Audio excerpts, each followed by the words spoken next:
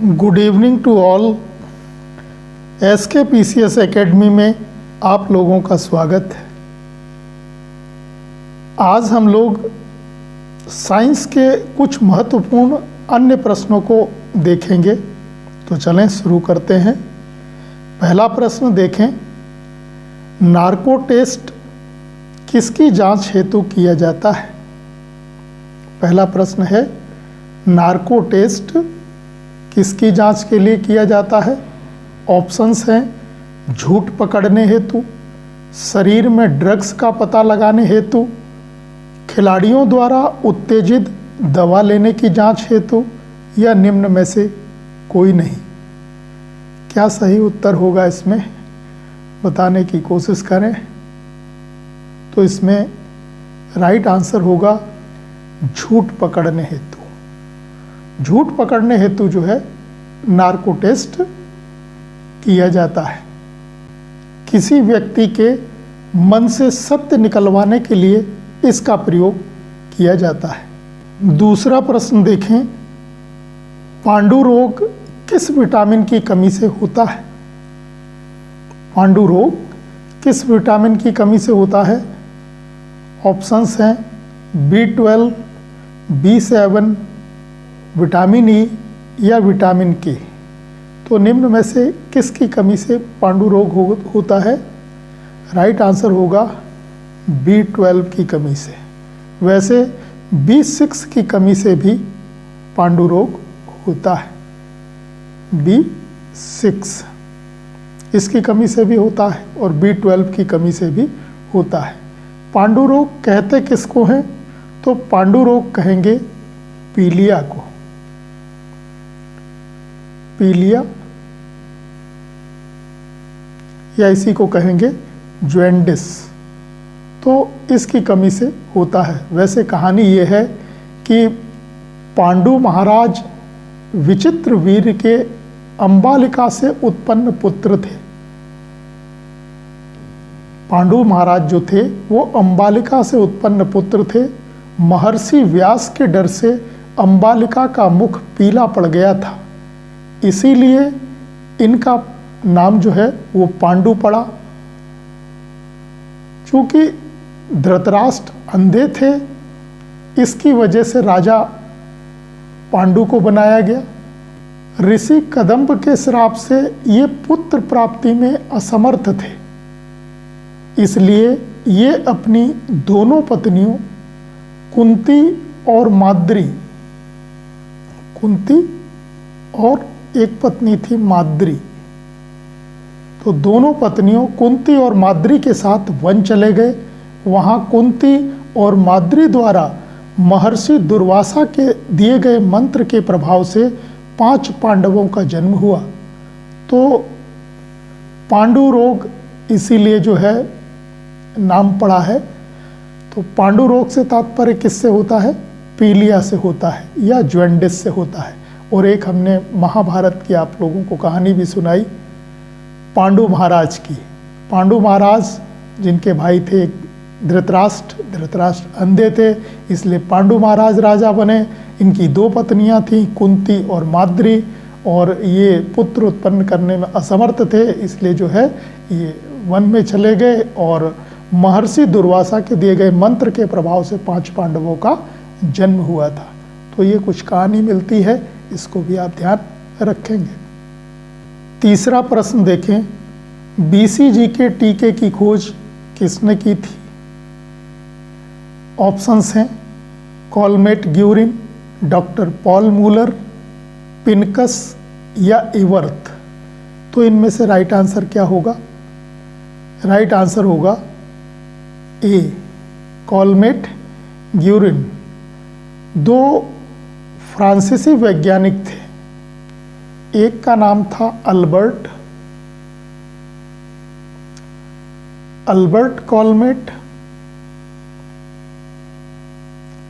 और दूसरे का नाम था केमिल ग्यूरिन। Camel Guérin. तो इन दोनों फ्रांसीसी वैज्ञानिकों के नाम पर ही इस टीके का नामकरण हुआ कॉलमेट ग्यूरिन। तो अल्बर्ट कॉलमेट और कैमिल ग्यूरिन के नाम पर इस टीके का नामकरण किया गया। बीसीजी की फुल फॉर्म क्या हो जाएगी? तो बीसीजी की फुल फॉर्म हो जाएगी बेसिलस कॉलमेट, बेसिलस कॉलमेट, कॉलमेट ग्यूरिन। तो बीसीजी का फुल फॉर्म हो जाएगा बेसिलस कॉलमेट ग्यूरिन। चौथा प्रश्न देखें, मेंडलीफ ने आवर्त सारणी का आविष्कार 1869 में किया। वर्तमान में इसमें या इस सारणी में कितने तत्व हैं? तो मेंडलीफ ने आवर्त सारणी खोजी थी 1869 में। वर्तमान में इसमें कितने तत्व हैं? ऑप्शंस हैं 101, 104, 115 या 118। राइट आंसर क्या होगा? तो राइट आंसर होगा डी 118। वर्तमान में इसमें कितने तत्व हैं सारणी में? 118। और मूल सारणी में कितने थे? तो मूल सारणी में तत्व थे 63 और वर्तमान में कितने हैं? 118 है। पांचवा प्रश्न देखें, शरीर में ऊतकों का निर्माण होता है।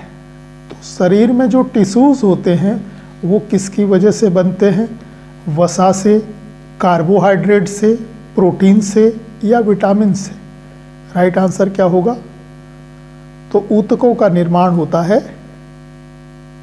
प्रोटीन से। राइट आंसर क्या हो जाएगा? प्रोटीन हो जाएगा। छठा प्रश्न देखें, निम्नलिखित में से सबसे मीठी शर्करा कौन सी है? ऑप्शंस हैं सुक्रोज, ग्लूकोज, फ्रक्टोज या माल्टोज। सबसे मीठी शर्करा इसमें से कौन सी हो जाएगी? राइट आंसर क्या होगा? तो राइट आंसर होगा फ्रक्टोज। सातवां प्रश्न देखें, हमारे शरीर में अम्लीयता और क्षारीयता के बीच जो तत्व संतुलन बनाए रखता है वह होता है। ऑप्शंस हैं फास्फोरस, सोडियम, पोटेशियम या कैल्शियम। तो इनमें से कौन सा तत्व है जो इन दोनों के बीच यानी अम्लीयता और क्षारीयता के बीच संतुलन बनाए रखता है हमारे शरीर में? राइट आंसर क्या हो जाएगा? तो राइट आंसर होगा फास्फोरस। फास्फोरस जो है हमारे शरीर में अम्लीयता और क्षारीयता के बीच संतुलन बनाए रखता है। आठवां प्रश्न देखें, मानव शरीर में अधिकतम मात्रा में पाया जाने वाला तत्व होता है। मानव शरीर में अधिकतम मात्रा में पाया जाने वाला तत्व होता है। ऑप्शंस दिए हैं लोहा, सोडियम, फास्फोरस या कैल्शियम। तो इसमें से राइट आंसर क्या होगा? इसके हिसाब से राइट आंसर होगा कैल्शियम। कैल्शियम जो है हमारी बॉडी में कितना पाया जाता है अधिकतम मात्रा में? तो 1.5%। फास्फोरस 1%, पोटेशियम या सोडियम कहें तो 0.2% और लोहा उससे भी कम मान लें। तो इस हिसाब से मानव शरीर में अधिकतम मात्रा में पाया जाने वाला तत्व कौन सा हो गया? कैल्शियम हो गया। वैसे जो सबसे अधिक मात्रा में पाया जाता है मानव शरीर में वो होता है ऑक्सीजन। सबसे ज़्यादा कौन सा होता है? ऑक्सीजन होता है। और ऑक्सीजन कितना पाया जाता है? तो 65%। उसके बाद कार्बन होता है। कार्बन पाया जाता है 18.5%। फिर होता है हाइड्रोजन।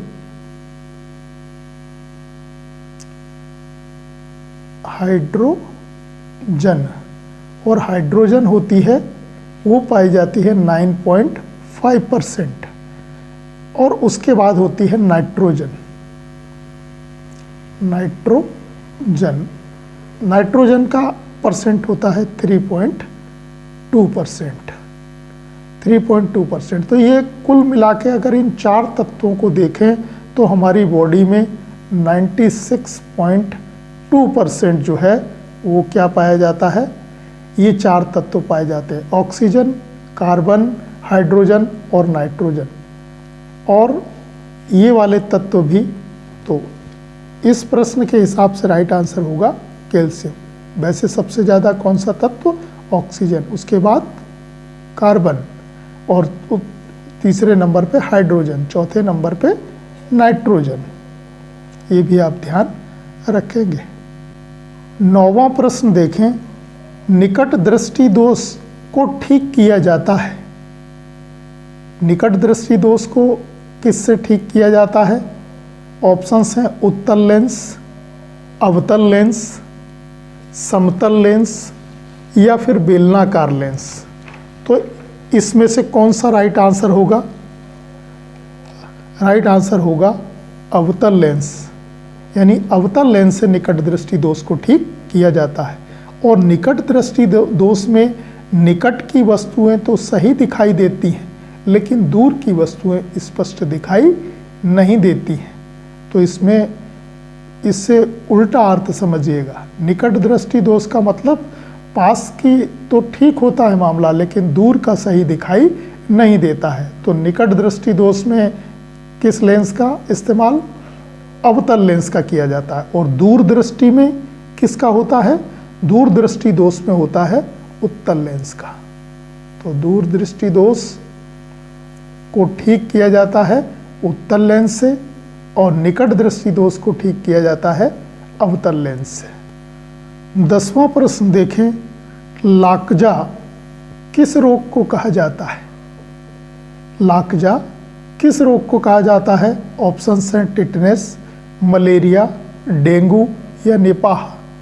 तो इनमें से राइट आंसर क्या होगा? राइट आंसर होगा टिटनेस। टिटनेस को ही धनुष टंकार भी कहते हैं,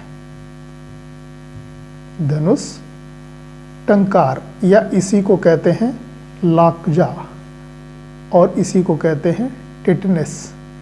ये कुछ साइंस के महत्वपूर्ण प्रश्न थे। आज के लिए इतना ही। धन्यवाद।